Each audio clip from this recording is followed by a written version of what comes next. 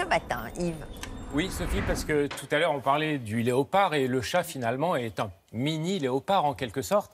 Et si je vous parle de ce sujet du choix du chat mâle ou femelle, c'est que le 6 et 7 octobre prochain, donc dans quelques jours, va se tenir au Parc Floral de Paris le salon Animal Expo.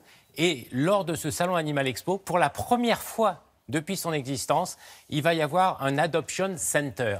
Pourquoi en anglais? Parce que ça vient d'Amérique, cette idée. Donc un centre d'adoption. Et vous pourrez vous poser effectivement la question, adopterions-nous un chat mâle ou une chatte? Eh bien, regardez ce qu'en pensent des tas de personnes. Dans ce refuge, les petits pensionnaires attendent leur future famille d'adoption. Grâce à cette association, près de 20 000 chats sont adoptés chaque année. Les agents animaliers conseillent les particuliers et une question de taille se pose, faut-il choisir un chat mâle ou femelle?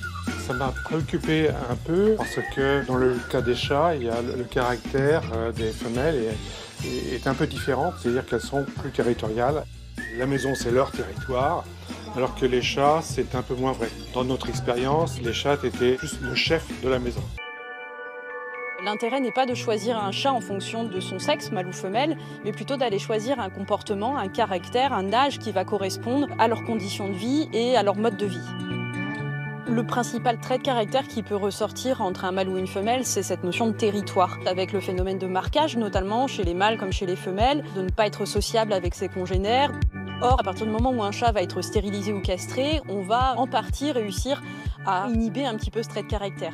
Donc on va plutôt leur demander de se laisser guider par un feeling, un coup de cœur, plus que par ce côté mâle ou femelle. Chat mâle ou femelle, la différence de caractère est avant tout une affaire d'individu et d'éducation.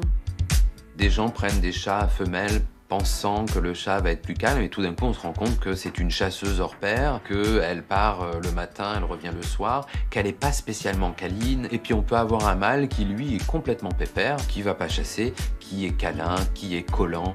Ça dépendra du chat et ça dépendra de tout ce qu'on lui a fait connaître jusqu'à l'âge de 8 semaines. Il sera difficile de faire cohabiter deux félins de même sexe non stérilisés. Et si l'on a déjà un chat stérilisé à la maison, on pourra introduire sans problème un chat stérilisé du même sexe ou du sexe opposé. À chaque fois, j'ai pris un mâle, après j'ai pris une femelle, après j'ai repris un mâle. Et c'est vrai que je suis arrivée à la maison, en fin de compte, à avoir un équilibre. Après, c'est le feeling que la personne peut entretenir aussi avec son animal. Lui apprendre petit à petit, tous les jours, à faire connaissance avec les autres et aller en fin de compte au rythme de l'animal.